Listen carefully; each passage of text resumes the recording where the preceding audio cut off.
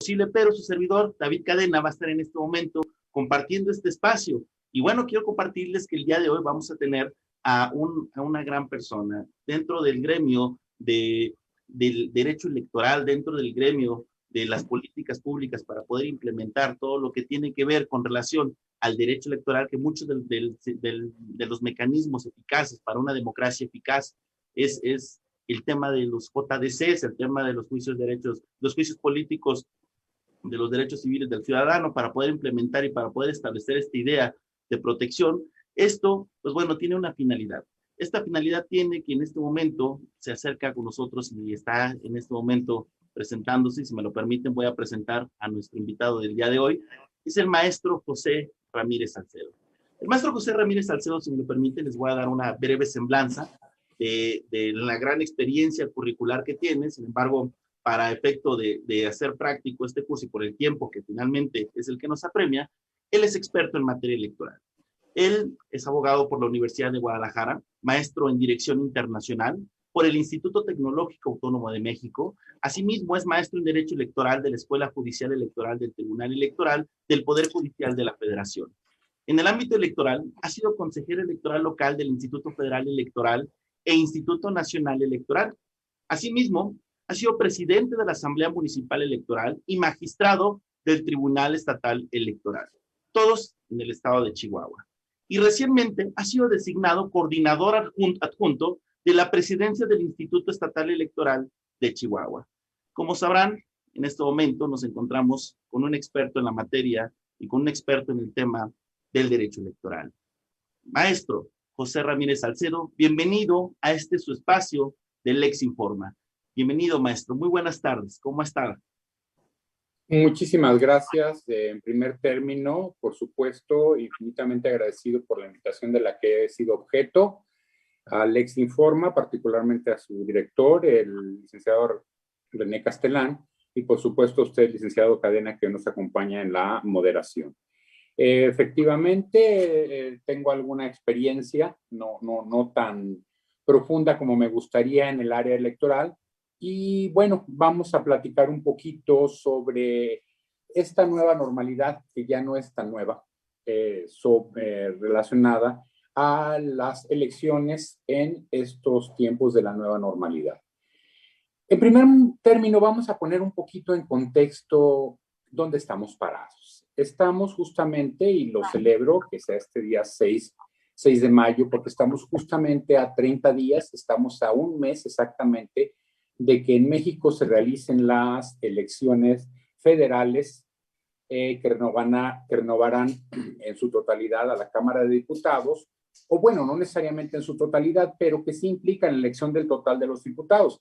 Por primera vez en el ámbito federal, que no así en el local, en esta ocasión tendremos la figura de la reelección, que fue dispuesta por la ley electoral por la gran reforma electoral de 2014, y que precisamente pospuso hasta el año de 2021 la figura de la reelección a nivel federal, pero que no nos resulta nueva en absoluto en el ámbito estatal, puesto que esta figura ya ha venido teniendo, se ha utilizado en la práctica en los ámbitos estatales, tanto por lo que hace a la renovación de los congresos estatales, cuanto por lo que se refiere a los ayuntamientos y a los síndicos en algunas entidades donde estos son de elección popular.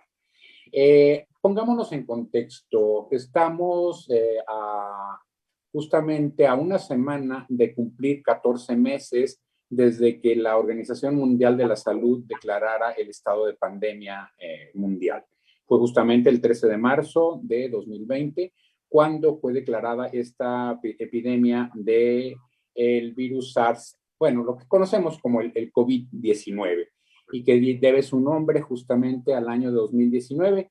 Así es que tristemente ya va a cumplir 2 años, y en estos 2 años nos ha dejado una estela y muchas esquelas, de hecho, muy tristes, no solamente para México, sino para la mayor parte de este mundo. Unos con un manejo de la pandemia diferente, pero todos estamos ya inmersos en esta situación. Afortunadamente, la misma premura, la capacidad justamente de la ciencia nos ha permitido atestiguar el desarrollo de vacunas de una manera increíblemente veloz y la efectividad de las mismas, que si se consideran no puedo decir pequeños, porque esos pequeños problemas implican vidas humanas, pero realmente en términos porcentuales es mínimo el error que han tenido las vacunas y sí en cambio muy grande para la protección de las sociedades. El problema aquí es la lentitud en la vacunación masiva, que implica algunos problemas. Pero bueno, ¿qué pasó en el año de 2020? En el año de 2020, 74 países pospusieron sus procesos electorales a nivel nacional y subnacional y 75 los realizaron. Es decir, la mayor parte de los que los pospusieron, pero lo realizaron en muy breve tiempo. Para el caso concreto de México, esto sucedió en las elecciones locales de los estados de Coahuila y del estado de Hidalgo. Nos dejaron una gran enseñanza porque mostraron una capacidad enorme, tanto de los llamados organismos públicos locales electorales, cuanto de las autoridades sanitarias de esos propios estados, además de la federal, y por supuesto de los partidos políticos, de los candidatos independientes y desde luego de la ciudadanía. Así es que se realizaron estas elecciones y teniendo las debidas precauciones con los conocimientos que tenemos hasta el momento, se llevaron a efecto sin que hayan significado un repunte o alguna contingencia extra a la situación ya de pandemia que tenemos. Creo que esto es de valorar y de tomar en cuenta para entender el por qué dentro de la percepción generalizada de los mexicanos, las autoridades electorales, tanto administrativas como jurisdiccionales, son de las que gozan de una tasa más alta de aceptación, de buena percepción por las personas. Es cierto que han sido víctimas de críticas constantes, tanto de los partidos políticos como de otros actores de la misma arena política o de los medios de comunicación, pero con todo y eso, con todo y esa erosión, la ciudadanía en su mayoría sigue poniendo entre los primeros lugares de aceptación a las autoridades electorales, tanto las administrativas como a las autoridades jurisdiccionales. Pues bien, vamos hablando un poquito de lo que ha pasado en términos de la nueva normalidad. Primero, para entender este término de la nueva normalidad. Quisiera comenzar por decir que ni es nueva, ni es normalidad, ni es normal. ¿Por qué no es nueva? Porque esto es algo común desde hace tiempo y el término es un término que no ha surgido en el ámbito electoral ni de la vida cotidiana tradicional. Es un término que hemos importado de las finanzas. Concretamente ha sido aplicado para situaciones como la desaceleración del crecimiento chino. Es decir, como sabemos, durante la última década y la primera del siglo, la última década del siglo XX y la primera del XXI, la República Popular China creció económicamente a un ritmo muy acelerado de 2 cifras. Sin embargo, a partir de 2012 aproximadamente empezó a disminuir, es decir, claro que hay un agotamiento, hay un tope natural de la economía y este crecimiento dejó de ser de 2 cifras para ser únicamente de una cifra, lo cual no quiere decir que esta cifra no haya alcanzado en varias ocasiones el 9 o el 7%, que es bastante envidiable, sobre todo para países como el nuestro, que en este momento, debido a la pandemia y a otros factores, tiene un crecimiento negativo, ¿verdad? Sin embargo, así se denominó entonces, se le explicó al pueblo chino que ahora se tendrían que enfrentar a una nueva normalidad. Y esta nueva normalidad consistía precisamente en el hábito de vivir de una forma en la que el crecimiento no fuera tan explosivo como había sido en ese momento. Así pues, importamos ese término de la nueva normalidad ya para la vida cotidiana. Cabe señalar también que de nueva no tiene nada, porque si bien en países como el nuestro, y en la mayor parte de los del mundo, hay que decirlo, se están realizando elecciones en esta situación de pandemia, esto no es ajeno particularmente para los países del sudeste asiático y para los países africanos, debido justamente a las contingencias ambientales y también a cuestiones de epidemias. Recordemos el mismo SARS en la década pasada, en lugares como perdón, en países del sudeste asiático, como Corea, ya se habían realizado elecciones con medidas excepcionales de seguridad y el uso del cubrebocas, por ejemplo, no era nada excepcional en esos países. Era producto justamente de las contingencias ambientales el realizar. Se empezaron a tomar medidas que ahora nos parecen relativamente novedosas, pero era que, por ejemplo, los votantes al acercarse a la casilla, bueno, al momento ya de ir a emitir su voto, pues rápidamente, bueno, ahora incluso los ademanes que utilizamos no eran comunes hace un año, pero ya ahora el subir o bajar el cubrebocas ya es común, ¿verdad? Pues bueno, ellos ya estaban habituados, eso no quiere decir que sea bueno, simplemente es producto de los problemas que vive este mundo, ya estaban habituados a descubrirse rápidamente el cubrebocas para el reconocimiento facial y ejercer su derecho al voto. Otro caso muy interesante justamente fue el de los países africanos. Hay que recordar que incluso durante la epidemia del ébola, y no estamos hablando ni siquiera del COVID, estamos hablando del ébola, no porque el COVID no sea mortal, pero el ébola es verdaderamente pavoroso y la forma en la que mueren las personas de manera, vaya, no hablemos de ese tipo de cuestiones, pero es también muy grave. Aún con esa epidemia de ébola, se realizaron las elecciones en los países africanos.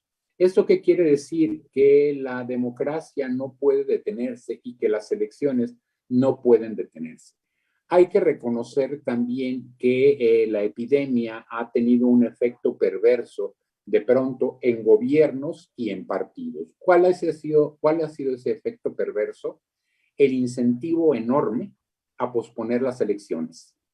¿Y por qué posponer las elecciones? Porque aquel que siente que las va a perder piensa que si se extiende un poco el periodo de la campaña puede remontar, mientras que el que está seguro de ganar o piensa que va a ganar, tiene el incentivo a que se realicen lo antes posible para evitar un desgaste mayor de su partido y de sus candidatos. Estos son factores novedosos, pero que también entran en la arena electoral. Sin embargo, en su mayoría se han respetado las fechas originales de las elecciones. Y no es solamente gracias a un acuerdo entre los partidos, sino a una enorme presión social, porque la ciudadanía está dispuesta y necesita ejercer su derecho al voto y así lo demanda. Otro punto que tenemos que tener muy en cuenta en cuanto a la realización de elecciones en estos tiempos es el hecho de los diferentes andamiajes institucionales en los diversos países. Es mucho más fácil en un país autoritario posponer y hasta suspender las elecciones que en uno democrático. Y las leyes también son bastante más rígidas en un país que no es autoritario que en un país democrático. En el país democrático es mucho más difícil posponer una elección porque se requiere justamente de un acuerdo entre poderes y se requiere de un acuerdo también entre los participantes de la arena política. Entonces, bueno, aquí tenemos, el caso concreto, ya lo señalaba yo, de los casos tanto de Coahuila como de Hidalgo. Imaginémonos, pues, por un momento, un planisferio donde están sombreados 74 países y descubrimos que en 2020 se celebraron 75 elecciones. No es nada despreciable. En términos territoriales, estamos hablando de más de la mitad del territorio mundial que tuvo elecciones en ese momento. Y algunas de ellas muy, muy importantes, emblemáticas. Está el caso de Corea del Sur, está el caso muy interesante en el continente americano de Chile, donde se realizó el plebiscito para la modificación, no era para la modificación, es justamente para la creación de una nueva constitución y que finalmente se llevó a cabo después del famoso estallido social de noviembre de 2019, que justo fue antes del arranque de la pandemia en este país, en el mundo, y que nos recuerda escenas tan pavorosas como aquella donde los carabineros lanzaban gases o lanzaban granadas, supuestamente no fatales contra la población para disuadirla, pero donde personas perdieron la vida o perdieron la vista, por ejemplo, y fueron elementos emblemáticos para que la gente exigiera los cambios dentro del esquema jurídico chileno y también para que no pudiera posponerse la realización del plebiscito, insisto, aún en el marco de la pandemia. Otro caso emblemático y muy, muy interesante es el de las elecciones en los Estados Unidos de América, realizadas a fines del año pasado.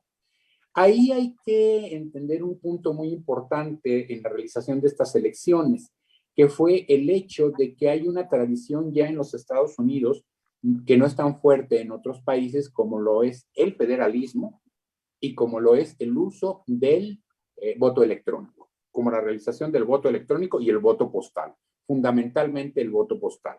Para el caso de los Estados Unidos, recordemos que es tan fuerte el federalismo que los propios estados pueden determinar la estructura de sus colegios y pueden determinar la forma en que los votantes realizan la elección sin que haya un acuerdo totalmente federal. Pero lo mayor de eso, lo más interesante de esto es que la gente lo respeta y está totalmente habituada a eso. Podría criticarse, por otra parte, el aspecto de cómo funciona el colegio electoral con votos electorales, pero eso es un segundo momento. Aquí lo que hay que entender es que la ciudadanía está muy habituada y respeta muchísimo el esquema federal. Una situación que no es tan común en otros países como es el nuestro, donde seguimos teniendo una mezcla muy peculiar entre un federalismo, permítaseme decirlo así, con un espíritu central centralista, bastante acendrado. Recordemos tan solo que para el caso del estado de Washington, el voto postal se viene utilizando con mucha efectividad y total reconocimiento social desde el año de 1993. Así que pues no es de extrañar que hayamos tenido un proceso electoral muy importante en los Estados Unidos, que incluso no solamente fue un proceso común, sino que dio lugar a la alternancia dentro de la presidencia en los Estados Unidos de América. Bueno, con esto vemos que si bien es cierto que se han afectado ámbitos del desarrollo económico y social de los países democráticos, ya sea que estén en un momento incipiente de esta propia democracia electoral, hay que señalar, es democracia electoral de la que estamos hablando. La democracia integral, pues no es tan fácil lograrla, y es otro punto, pero no lo podemos imaginar sin la democracia electoral justamente. Aquí hago una pequeña digresión para recordar nada más algo muy interesante. Nosotros hemos discutido y hemos hablado de democracia muchísimo en este país, pero curiosamente en la Constitución Política de los Estados Unidos Mexicanos la palabra democracia aparece en una sola ocasión. Y no es en el artículo 41, no es en el artículo 39, no es en el artículo 134, es en el artículo 3 constitucional. Aparece en otros términos como democrático, no sé, vaya, el término democrático, democrática, pero democracia aparece en una sola ocasión en la Constitución y es en el artículo 3 cuando la define justamente como una forma de vida basada en el desarrollo económico, social y cultural del pueblo. Entonces, bueno, esto es una gran virtud, aunque hay que reconocer que, insisto, aparece una sola vez, pero con esta sola vez basta para orientarnos desde mi perspectiva. Por eso tengo que declararlo, que tengo dos definiciones religiosas muy importantes. No se asusten, soy totalmente laico. Mis definiciones religiosas son las siguientes: soy estatólatra, creo profundamente en el Estado mexicano. Y mi Biblia, pues mi Biblia básica es la Constitución Política de los Estados Unidos Mexicanos. Las leyes secundarias podrían ser interpretaciones y algunas de ellas son hasta mis catecismos, como podrían ser, por ejemplo, los lineamientos de elecciones o las leyes electorales. Pero bueno, finalmente, para que esto funcione, tenemos que pensar en que como funcionarios públicos, como servidores públicos, debemos en un momento dado efectivamente defender a la Constitución, pero desde un púlpito laico totalmente, desde el púlpito laico de lo que nos concede el voto popular o de las designaciones legales de las que somos objeto a través de los órganos constituidos en este país. Entre ellos es importante destacar, por supuesto, a los órganos constitucionales autónomos que hoy en día están sujetos a un gran cuestionamiento, pero que sin duda alguna son los que permiten hasta este momento conservar y hacer previsible que permanezca la división de poderes en el país. Si algo permite justamente que no haya un impacto fuerte entre los poderes de la República, son justamente los organismos constitucionales autónomos. Y para muestra, pues bastan unos cuantos botones y hasta unas cuantas fechas. Ahí están la cancelación de las gubernaturas por no cumplir las leyes electorales que fueron impulsadas a raíz de la elección de 2012, justamente. Ahí está la decisión del Tribunal Electoral confirmando esta decisión y volviendo a recuperar el espíritu constitucional de la no sobrerepresentación. Y ahí está también, por ejemplo, un Instituto Nacional de Acceso a la Información Pública y a la Protección de los Datos Personales, que está cuestionando a través de una controversia, está cuestionando ante la Suprema Corte de Justicia la inviabilidad por lo no deseable de la entrega de los datos biométricos de todos los mexicanos a las compañías telefónicas. Así que son puntos no menores que hay que tomar en cuenta. ¿A qué nos obligó la nueva normalidad? Nos obligó a cumplir la ley de alguna manera. No es nueva la idea de la justicia digital en el mundo y mucho menos en México. De hecho, es algo que está dispuesto convencionalmente a través de la Carta Interamericana de Derechos Humanos y algunos otros acuerdos desde el año 2012 y que constitucionalmente llegó a la Constitución en el año 2013 a través del artículo 6º constitucional, donde se disponía la realización justamente de las medidas necesarias para establecer la justicia digital en México, es decir, para que los juicios pudieran ser mal llamadamente electrónicos, porque realmente son digitales, no es lo mismo. Pero bueno, vamos a hablar de esa justicia digital. ¿Qué fue lo que pasó? Que sin embargo, a 3 o 4 años después, hubo por ahí también una situación constitucional que les quitó a los estados la posibilidad de decidir en materia familiar y civil algunas cuestiones, y con esto quedó en suspenso el desarrollo de la justicia digital, porque entonces ya no podían realizar esos juicios de manera digital. No obstante, hay que reconocer, y honor a quien honor merece, que algunos estados sí avanzaron significativamente en el fragmento que les dio la reforma de 2013. Concretamente, el estado de Nuevo León, y algunos intentos interesantes también, y hay que decirlo para privilegio de ustedes, licenciado Cadena, en el Estado de México. Sin embargo, se contuvo. Es decir, fueron 4 años, de 2013 a 2017, una gran cantidad de los estados los desaprovecharon para haber avanzado en materia de justicia digital. Se vino discutiendo muchísimo, se habló de la justicia digital en una cantidad salvaje de foros, de encuentros entre especialistas en derecho, y no se logró mayor cosa. Y sin embargo, en unas cuantas semanas, la pandemia logró lo que los expertos y los académicos no lograron en años: el avance de la justicia digital. Hay que reconocer que ya había avanzado en la Suprema Corte de Justicia de la Nación y que justamente con la pandemia se dispuso que todas las materias absolutamente podrían ser atendidas a través de vías digitales para ser tratadas jurisdiccionalmente. Y en ese mismo sentido, actuaron ya el Tribunal Electoral del Poder Judicial de la Federación y vienen avanzando muy significativamente algunos de los tribunales estatales electorales, o como se llama constitucionalmente, de los órganos jurisdiccionales en materia electoral de los estados. Acusadamente pondría yo el caso de Coahuila, que nuevamente se sitúa a la vanguardia en este aspecto de la justicia digital. Entonces, bueno, a mí me gusta hablar de que ahora con la pandemia, Temis, la diosa de la justicia, ya no nada más tiene el rostro cubierto por una venda en los ojos, sino ahora también la pobre usa un cubrebocas, pero que ahora la balanza de la justicia ya no es una balanza analógica, ya no es la tradicional balanza romana, sino es una balanza digital. Porque, bueno, algunos hasta pensaban que dependía del número de kilos de papel que se situaba en uno de los discos de la balanza, que se podría inclinar o no. Pero bueno, entonces eso ya pasó al terreno virtual y afortunadamente estamos avanzando por el camino de la justicia digital. Aquí el problema es que también todo gran avance está sujeto a las posibilidades de la gente. ¿Y cuál es nuestro gran drama? Que estamos en pleno siglo XXI, en plena época de la justicia digital, pero hay lugares, hay áreas en nuestro país que ni siquiera disponen de energía eléctrica, mucho menos de acceso, por supuesto, a los medios digitales para poder buscar este tipo de justicia.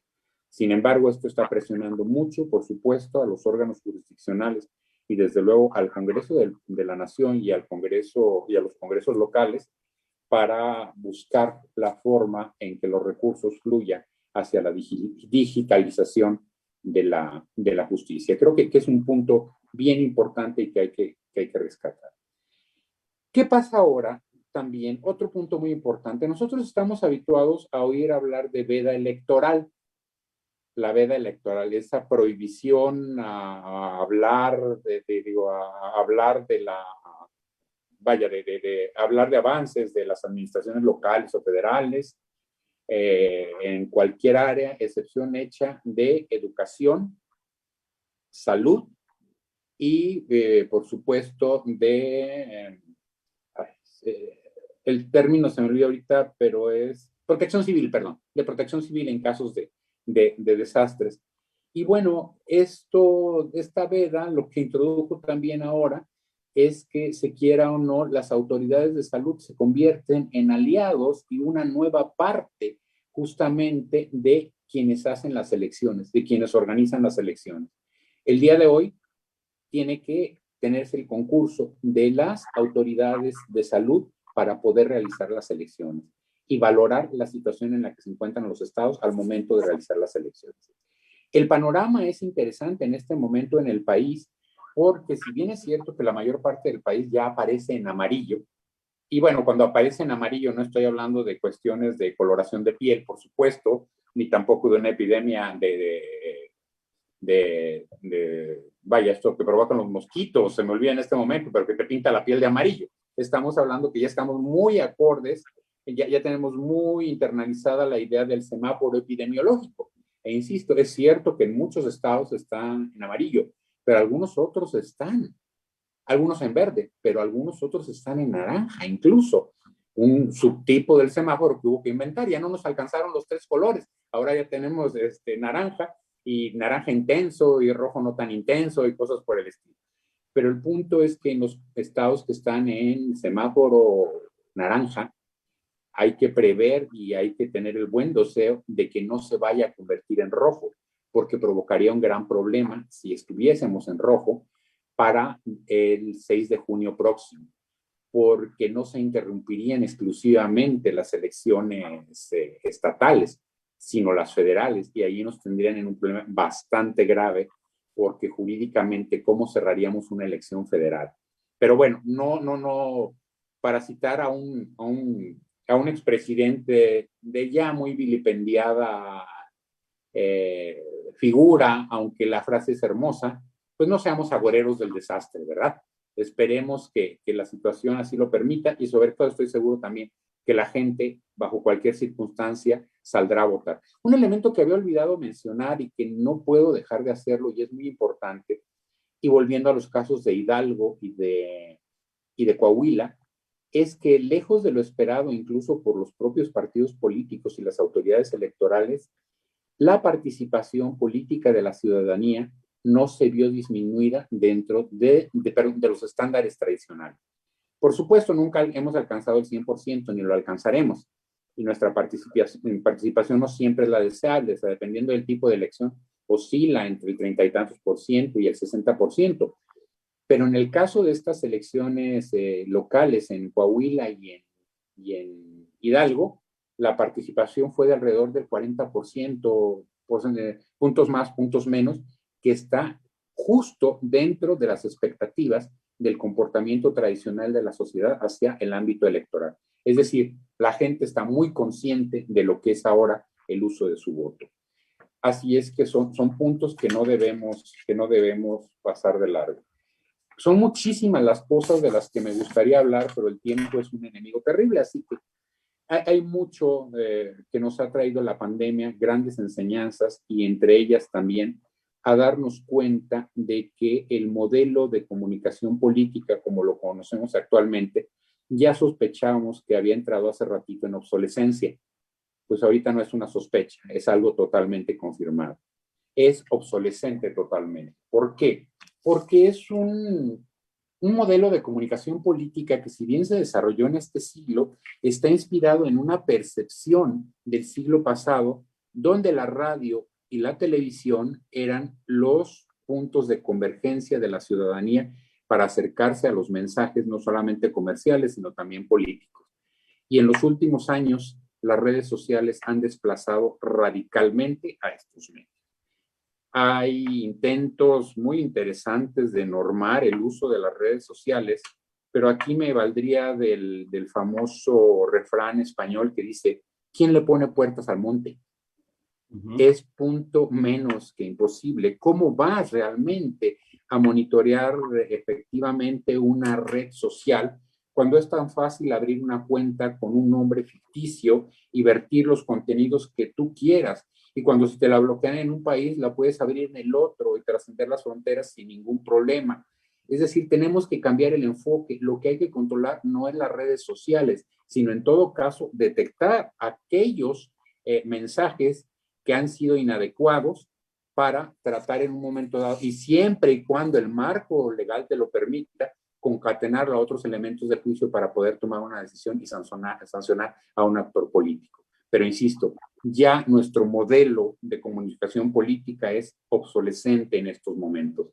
Es una pena porque también requiere una cantidad de recursos salvajes, como es el monitoreo permanente de los noticieros, el muy discutible juicio respecto de una noticia, si es neutra o si no es neutra, cuando de origen las noticias, las opiniones en medios de comunicación no pueden ser neutras. Es imposible pensar en esto, y sobre todo lo que se destina en recursos humanos y económicos para realizar este monitoreo, que está totalmente fuera de control a través de las redes sociales. Así es que tendremos que pensar en una nueva forma de ocuparnos de este punto, y también quizá esto nos lleve a un avance democrático.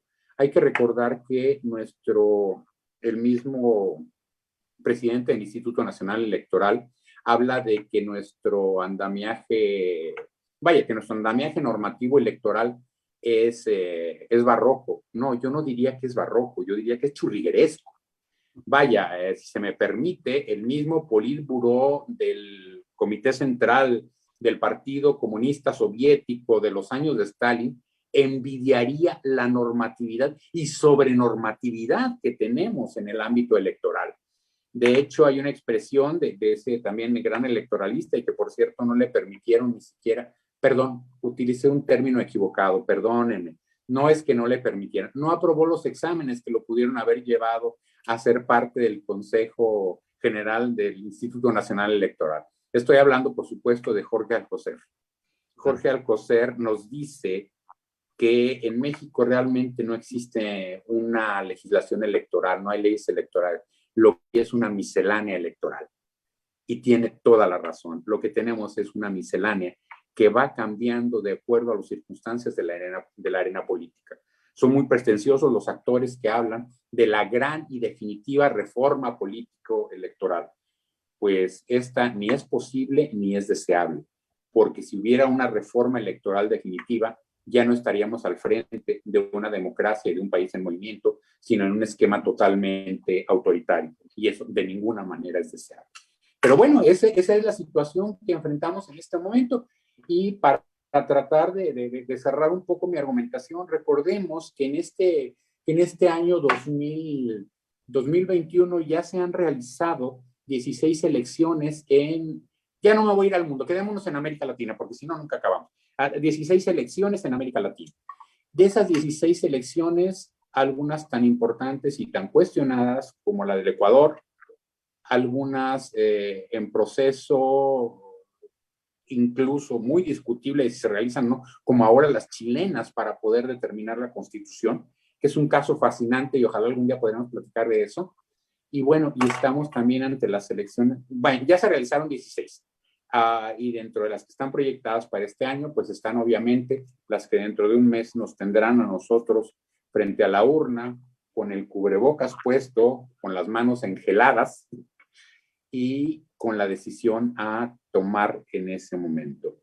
Creo que ahora también es momento para reflexionar sobre lo que ha pasado con nuestra democracia en los últimos 20 años y esperar quizá una situación que está escapando a las encuestas y a los análisis de lo que va a pasar el próximo 6 de julio.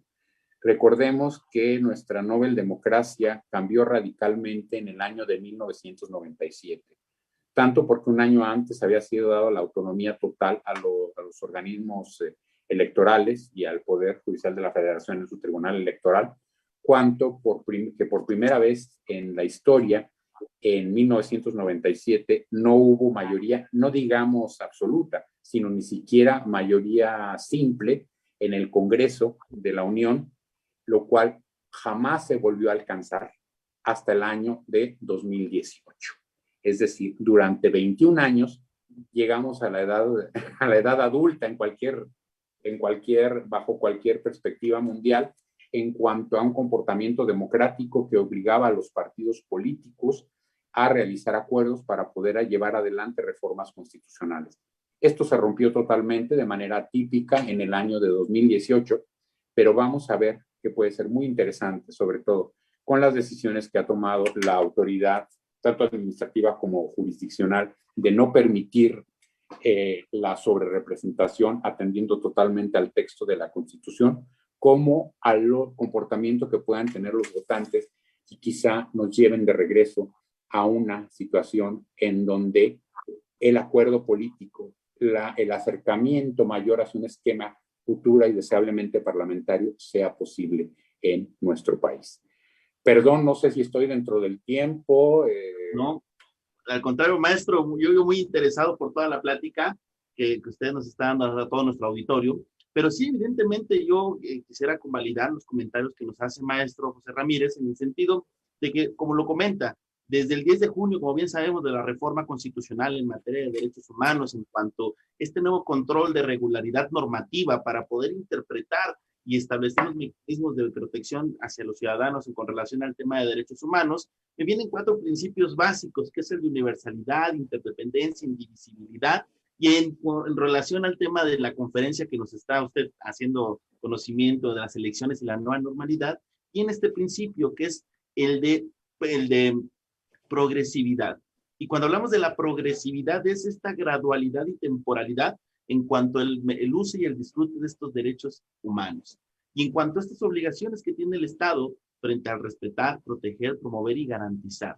Usted habla de las elecciones electrónicas, del voto electrónico, cómo en esta situación de confinamiento, de hecho hay una pregunta que nos acaban de mandar, que ahorita vamos a empezar la sesión de preguntas, ¿cómo es que se van a dar estos ejercicios democráticos? Evidentemente, como usted lo hablaba, maestro, hablar de redes sociales es tanto subjetivo porque definitivamente no sabríamos, para uno como líder de opinión o para las personas es muy sencillo estar detrás de una computadora y estar en contra o estar a favor, pero cuando se habla de un ejercicio democrático, cuando se habla de un ejercicio democrático eficaz, como bien lo mencionó, solamente se menciona una vez en la Constitución, y esto en ese sentido tenemos que tomar las autoridades, y a partir de esta progresividad las autoridades, a través de los juicios en telepresencia, a través de todas las modalidades que se han dado desde el ámbito académico, desde este tipo de conferencias que para muchos escuchaba a una autoridad que dice, es que yo no estoy acostumbrado, pues es que no es de que no estamos acostumbrados, es que simple y sencillamente se tienen que dar los mecanismos para poder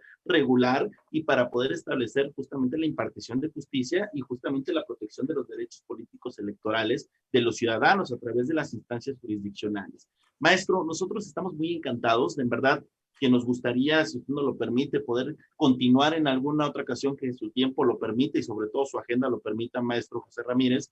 Pero en este momento me gustaría hablar, nos mandan saludos, le mandan saludos más bien, maestro, desde Toluca, la licenciada Marlene Hernández, desde Toluca, saludos hasta Toluca, licenciada, desde Ciudad Victoria, Tamaulipas, Sergio Leroy le manda saludos, Juan Aguilar, buenas tardes, saludos desde Valle de Bravo. Desde Colombia, la doctora Melida Macías, doctora procesalista en Derecho Constitucional hasta Colombia. Felicidades, doctora, gracias por escuchar estas ponencias de nuestro maestro, que es tu casa, aquí Lex Informa.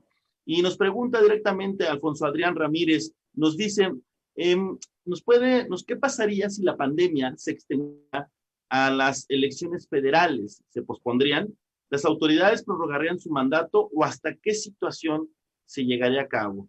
No sé, maestro, si nos quiere contestar lo que nos comenta uno de los usuarios de aquí de redes sociales. Sí, no, muchísimas gracias. Tienes razón, hay muchas cosas que se nos quedaron bueno, nos gusta decir en el tintero, pero yo diría que más bien ya en la tableta, ¿verdad? Hay muchas cosas que nos quedan. En primer lugar, agradecer los saludos, bellísimo el Estado de México, le tengo un particular cariño. Y pues Valle de Bravo hasta me dieron ganas de irme para allá a dar una vueltecita, porque buena falta, máxima estando acá en Chihuahua con el calor que hace. Hasta Colombia, mi saludo también y sobre todo mi solidaridad en este momento tan difícil que está viviendo la democracia colombiana con la situación tan dolorosa que incluso ya implica muertes. Es bastante doloroso y no es solamente el caso de Colombia. Estamos viendo situaciones autoritarias muy preocupantes en espacios como El Salvador, como de alguna manera la misma Bolivia, Venezuela, qué sé yo. Pero bueno, un gran abrazo y cariño hasta Colombia. Lo que nos están planteando es un poco de lo que hablaba hace unos momentos en cuanto a la pandemia. Vaya, claro que va a seguir, o sea, de hecho en las visiones más halagüeñas hablan hasta de 3 años, es decir, esto no hay ni las vacunas ni la posibilidad suficiente en el mundo para lograr detener al virus, porque además con la velocidad con la que se están aplicando las vacunas, el virus tiene tiempo suficiente para mutar de nuevo y seguir haciendo daño. Por otra parte, en el caso nuestro, no solamente, bueno, claro, las elecciones federales son en un mes y como lo habíamos señalado, el problema es los estados que puedan llegar a estar en rojo. Pero tengo confianza y tengo casi la fe total, y conste que estoy hablando de fe indebidamente, sino la esperanza, no es una cuestión de fe, aquí no hablamos de creer, sino de pensar. Pienso que esto no va a ocurrir, precisamente tomando en cuenta ya las situaciones de Hidalgo y de Coahuila el año pasado, donde la situación era inclusive un poquito más grave de lo que actualmente lo tenemos. ¿Qué pasaría? No, definitivamente cuando se emite un voto, el mandato popular es para un periodo muy específico. No se puede ampliar. En otros países lo han hecho, pero en nuestro caso no se puede. ¿Cómo se podría? Bueno, a través de una interpretación muy peculiar de los órganos jurisdiccionales, pero quiero pensar que en este país esa ampliación de término con una interpretación muy peculiar y muy sui generis no va a ocurrir. Sinceramente, no creo que ocurra y no pienso que ocurra y deseo profunda y fervientemente que no ocurra ni bajo pandemia ni bajo ninguna otra circunstancia. Un brevísimo comentario que no puedo evitar es con relación al voto electrónico. Una de las primeras víctimas de la centralización de nuestro sistema electoral fue justamente el voto electrónico. Cuando se crea el Instituto Nacional Electoral en el año de 2014 para sustituir al Instituto Federal Electoral, se anulan los avances que habían tenido muchos estados con sus institutos electorales. Algunos estaban rezagados respecto de la federación, por supuesto, pero otros estaban bastante más adelante. Y pongo, por ejemplo, el caso de Jalisco, de alguna manera el del propio Estado de México, que estamos hablando hace un momento, el Distrito Federal, donde ya se había avanzado muchísimo en el uso del voto electrónico. El caso de Jalisco es emblemático. Sin embargo, ahora volvimos totalmente a las boletas y tuvimos que todos partir desde las boletas y poco a poco iremos avanzando hacia el voto electrónico. No obstante, como una buena señal hacia el futuro, tenemos que decir que 10 estados de aquellos 15 donde habrá elección de gobernador, de esos 15, 10 estados realizarán voto electrónico para los mexicanos nativos de esos estados que viven en el extranjero. Esto creo que es una señal tan halagüeña como positiva y fundamentalmente tenemos que avanzar hacia el voto electrónico. ¿Qué es lo que nos detiene? Atavismos y no hablaré de falta de madurez, sino de una insuficiente madurez, donde seguimos pensando que puede haber fraude. Bueno, fraude puede haber siempre, pero es tan difícil hablar de fraude en estos momentos y casi técnicamente imposible si tomamos en cuenta que las elecciones quienes las realizan son los ciudadanos. Quienes están en las casillas son los ciudadanos. Quienes cuentan los votos son los ciudadanos. Y quienes incluso ponen contra la pared a los representantes de los partidos que en algún momento quieren hacer algún tipo de tropelía son los ciudadanos. Así que no hay razón para este temor. Finalmente, un punto que no me perdonaría si no lo comento es lo que se refiere a la violencia política en razón de género. Eso nos está cambiando totalmente también la percepción de las elecciones y sobre todo la conducta de las autoridades jurisdiccionales, sobre todo las jurisdiccionales electorales. ¿Por qué? Porque a raíz de lo que yo llamo la reforma de las 8 leyes, el pasado 13 de abril de 2020, justo se acaba de cumplir un año de esta reforma de la violencia en razón de género, han pasado cosas interesantísimas, como que ahora en el ámbito electoral también se tiene que juzgar la violencia no solamente política en razón de género, sino simplemente la violencia de género. Y eso nos ha cambiado totalmente la situación y trae lugar incluso a criterios contradictorios de pronto entre los tribunales locales, entre las salas regionales y entre la propia sala superior del Tribunal Electoral del Poder Judicial de la Federación, porque en muchas ocasiones se lleva un asunto de violencia de género a los ámbitos electorales sin que tenga un verdadero impacto en el ámbito electoral, pero ahora no está del todo decantada la forma en que debemos tratar eso. Y nos ha dado también lugar a una figura, voy a utilizar un término que trata de ser inocuo, interesantísima, okay, que es la reversión de la carga de la prueba. Esto es verdaderamente inaudito, es muy interesante, decía por ejemplo el magistrado Felipe de la Mata Pizaña, ¿verdad? Que de pronto una pequeña injusticia es para corregir grandes injusticias. Pues sí, pero las injusticias siguen siendo injusticias. Entonces, el punto ahora es que una persona, una mujer, que alega que ha sido víctima de violencia de género en el ámbito electoral, no está obligada a probarlo, sino es a quien acusa sobre quien recae en estos momentos la carga de la prueba. Algo totalmente atípico y totalmente novedoso en el ámbito jurisdiccional y que seguramente nos dejará lecciones muy, muy grandes. Perdón, licenciado Cadena, pero es muy apasionante y todo esto hay que decir.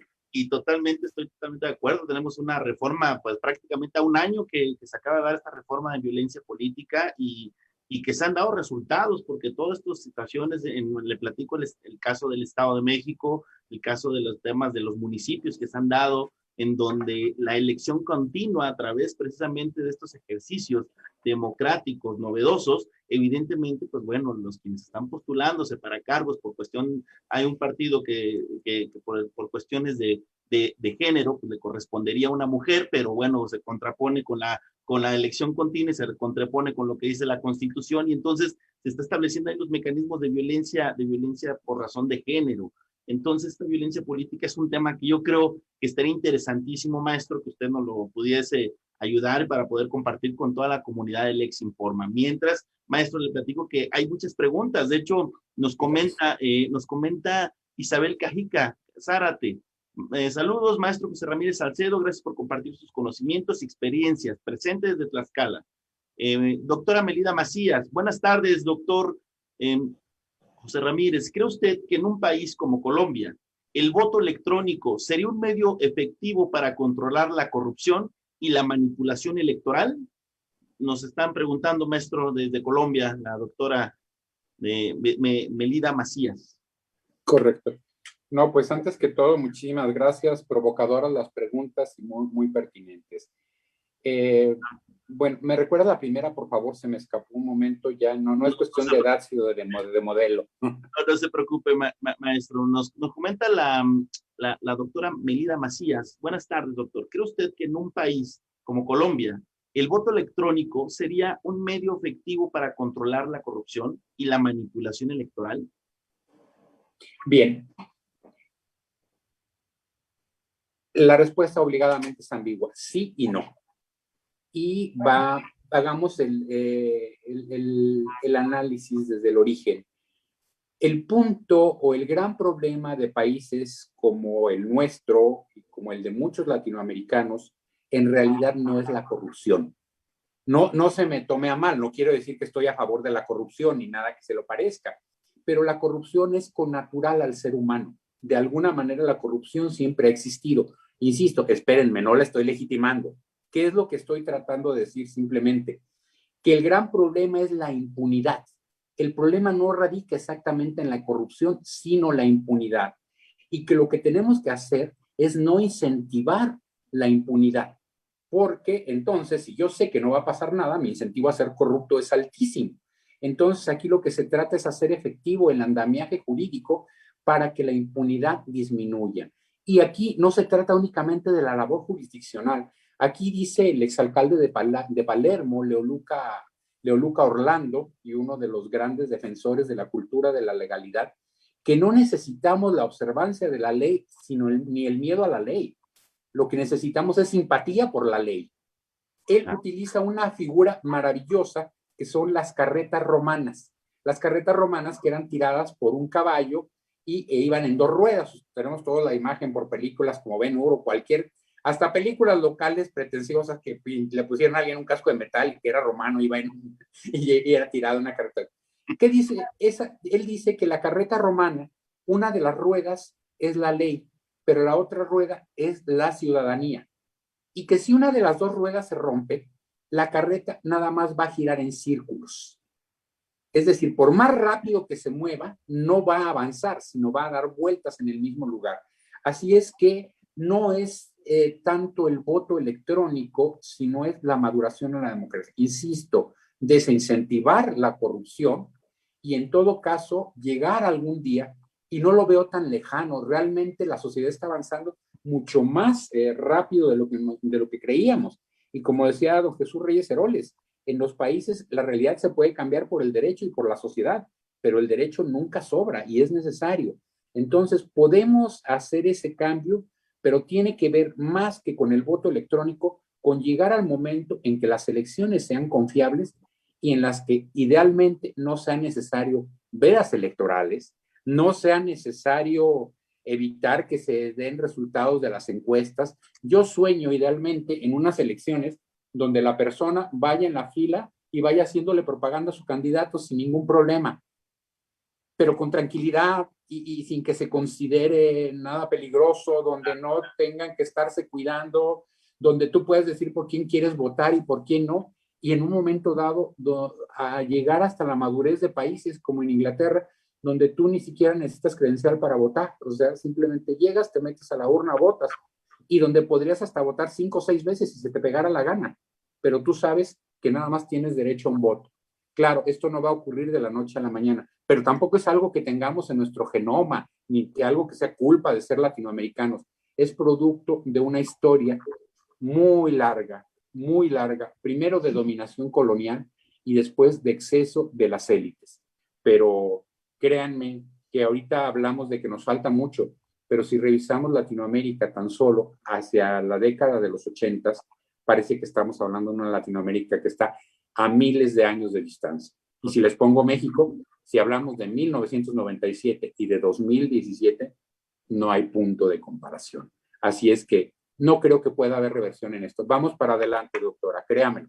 E insisto, qué bueno que haya voto electrónico, pero la solución no es el voto electrónico, la solución es acabar con la impunidad de quien comete un ilícito. Muchas gracias, maestro. Nos saluda José Antonio López Balcázar, desde Tlalnepantla, Estado de México. Buenas tardes, maestro José Ramírez. ¿La sobrerepresentación ya aplicará en la legislatura que se elegirá el próximo 6 de junio? La sobrerepresentación, esperemos que no aplique nunca. Sí. La sobrerepresentación. Lo que pasa es que no se hizo efectiva en ocasiones pasadas, pero está en la ley ya desde hace más de una década. O sea, no se trata de que aplique, siempre aplicó, simplemente ahora se va a hacer efectiva. ¿Qué fue lo que pasó? Y de alguna manera, me permito comentarlo, lo comentaron los propios consejeros del Instituto Nacional Electoral en un momento dado. Que a veces, me acuerdo de un alcalde que decía que robó poquito, ¿verdad? Por ejemplo. Sí. Entonces, bueno, un poco pasó eso con la representación. En la elección de 2012 hubo representación, pero fue como del 0.7%, algo por el estilo. Entonces fue poquito, se dejó pasar.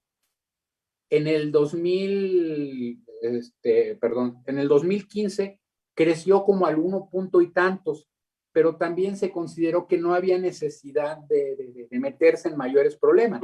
Simplemente que ahora la sobrerepresentación rebasó por mucho el 8% y fue por este fenómeno de que, bueno, en ciencia política, no estoy hablando en términos políticos, ciencia política se conoce como el transfugismo propiamente, y por acuerdo de los partidos. Es decir, la gente votó por los partidos, pero los partidos se repartieron los votos como ellos acordaron.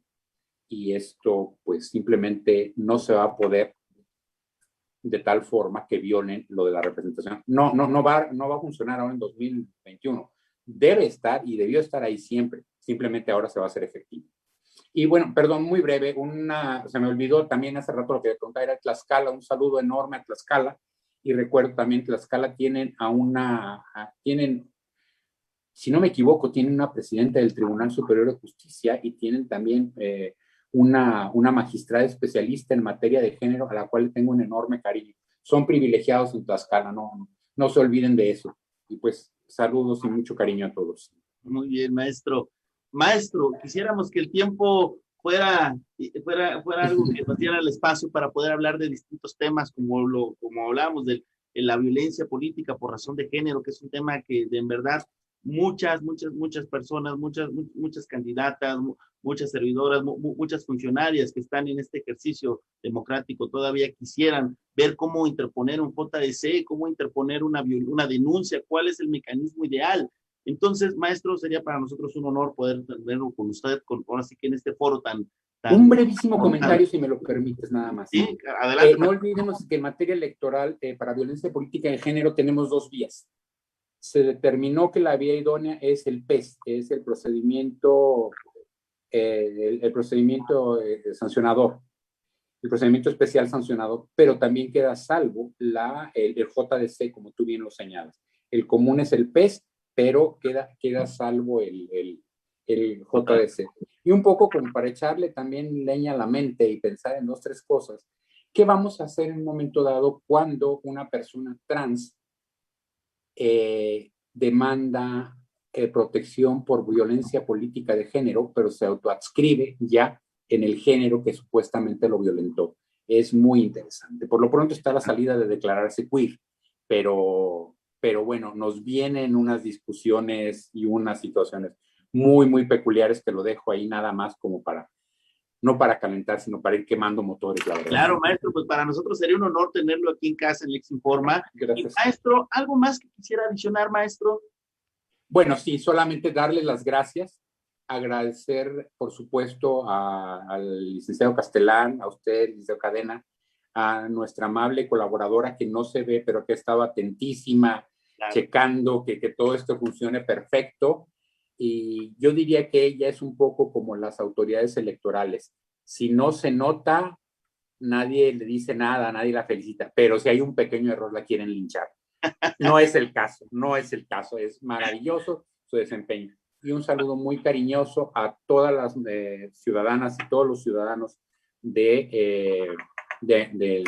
pues no solamente de México, por supuesto, sino de todo el mundo que nos puedan estar siguiendo. Y concluiría diciendo, no olvidemos que es falsa la dicotomía entre políticos malos y ciudadanos buenos.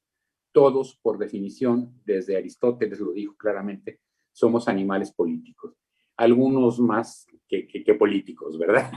Pero así somos, y hay políticos que no son ciudadanos, pero todos los ciudadanos somos políticos. ¿Quiénes son los únicos políticos que no son ciudadanos? Aquellos jóvenes a los que la Constitución en nuestros diversos países todavía no les da la categoría de ciudadanos, pero políticos somos desde que tenemos uso de razón. Muchas gracias, muy amable, y no olvidemos que el voto solamente tiene fuerza cuando se convierte en sufragio, y es sufragio hasta el momento que entra en la urna. Hay una frase por ahí maravillosa: no, los malos gobiernos los eligen aquellos votantes que no utilizan su voto. Gracias. Maestro, muchas gracias. ¿Algún dato de contacto, algún medio de contacto por el cual podamos localizarlo o que la comunidad quiera hacer algunas preguntas o algo, maestro? Con todo gusto están mis cuentas en Facebook, por supuesto, José Ramírez Salcedo, es muy fácil, y mi cuenta en Twitter es @José Ramsal. José, la J es mayúscula, la R de Ram es mayúscula, ¿sí? Y la S de Sal es mayúscula, es por José Ramírez Salcedo. Estoy a sus órdenes en Twitter. Acepto cualquier agresión, plática, comentario, siempre y cuando no sea física.